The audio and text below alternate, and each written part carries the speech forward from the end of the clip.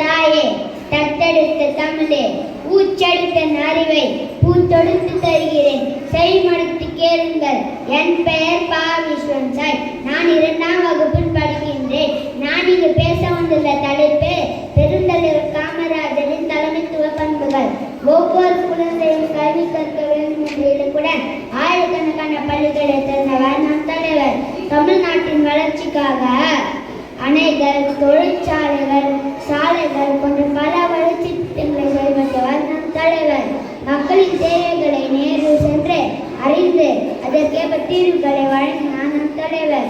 பதவியை அதிகாரமாக அல்ல, மக்களுக்கு சேவை செய்ய மார்பாக கருதினார். ஒரு உண்மையான தலைவர் அதிகாரத்தால் உயர்வதில்லை, மக்களின் நம்பிக்கையை உயர்கிறார். அந்த நம்பிக்கையை அடையாளமாக